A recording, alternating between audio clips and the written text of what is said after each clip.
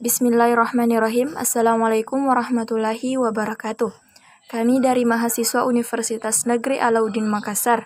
Video ini dibuat untuk menyelesaikan salah satu tugas kelompok di mata kuliah hadis psikologi.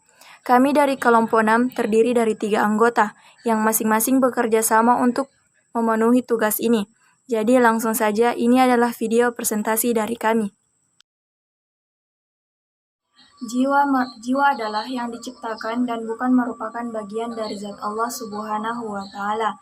Sebelum 189, jiwa dipelajari oleh para filsuf dan para ahli ilmu faal atau fisiologi, sehingga psikologi dianggap sebagai bagian dari kedua ilmu tersebut. Selain pengaruh dari ilmu faal atau fisiologi, juga dipengaruhi oleh salah satu hal yang tidak sepenuhnya berhubungan dengan ilmu kedokteran, yaitu ilmu hipnotisme. Merupakan suatu keadaan jiwa. Keadaan ini menyebabkan jiwa berkehendak tanpa dipikir atau dipertimbangkan secara mendalam. Keadaan ini adalah jenis yang pertama. Yang pertama alami dan bertolak belakang dari watak. Misalnya pada orang yang terkesiap berdebar-debar disebabkan suara yang amat lelah dan menerpa gendang telinganya, atau ketakutan lantaran mendengar suatu berita. Yang kedua, terciptanya melalui kebiasaan dan latihan. Pada mulanya, keadaan ini terjadi karena diperhitungkan dan dipikirkan. Namun, kemudian melalui praktik terus-menerus menjadi karakter. Bahasa Arab, nafs, yang secara harfiah bisa diterjemahkan sebagai diri atau secara lebih sederhana bisa diterjemahkan dengan jiwa. Secara istilah, kata jiwa dapat merujuk pada beberapa pandangan ulama dan filsuf muslim. Para filosof muslim, terutama Al-Kindi, Al-Farabi, dan Ibn Sina umumnya sepakat mendefinisikan bahwa jiwa adalah kesempurnaan awal bagi fisik yang bersifat ilmiah, mekanistik, dan memiliki kehidupan yang energik. Secara lebih rinci, yang dimaksudkan kesempurnaan awal bagi fisik yang bersifat alamiah adalah bahwa manusia dikatakan menjadi sempurna ketika menjadi makhluk yang bertindak. Kemudian makna mekanisme adalah bahwa badan menjalankan fungsinya melalui perantara alat-alat, yaitu anggota tubuhnya yang bermacam-macam. Sedangkan makna memiliki kehidupan yang energik adalah bahwa di dalam dirinya terkandung kesiapan. Hampir seluruh sufi sepakat bahwa jiwa adalah sumber segala keburukan dan dosa, sebab ia adalah sumber syahwat dan keinginan meraih kesenangan. Al-Qushairi mempertegas bahwa jiwa itu berwujud sendiri.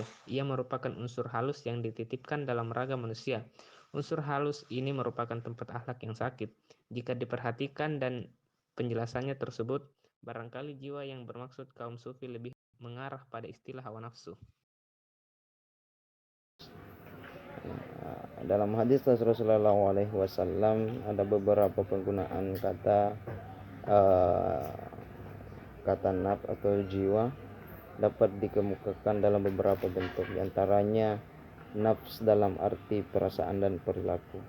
Yang dimaksud dengan perasaan dan perilaku ini, lafaz nafs dalam hadis sering mengandung makna wijda atau suluk atau syuur maupun ihsan. Semuanya menunjukkan kepada sesuatu yang terbentuk atau bergejolak di dalam diri manusia, sehingga inilah yang kemudian yang memiliki perasaan dan emosi terhadap sesuatu yang diterjemahkan ke dalam tingkah laku seorang manusia. Nah, kemudian yang kedua, nafs dalam zat atau esensi manusia. Di samping makna di atas, kata nafs juga dapat dipakai dalam esensi manusia sendiri, dengan keberadaannya di setiap tindakan manusia menjadi bernilai seperti dalam hadis Rasulullah.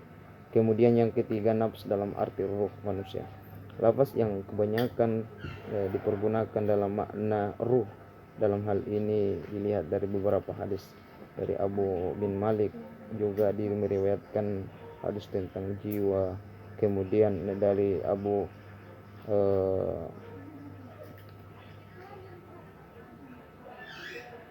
dari beberapa hadis yang diriwayatkan oleh para periwayat tentang lafaz nafs. Kesimpulan dari apa yang kami paparkan, bahwa sesungguhnya Islam memiliki sebuah konsep yang sangat utuh mengenai tentang jiwa di setiap konsep-konsep yang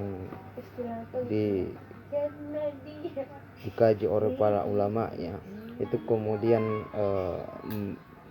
ada sebagian yang berbicara tentang nafs yakni tentang jiwa, namun kemudian walaupun perbedaan dalam teori tetapi pada hakikatnya sama.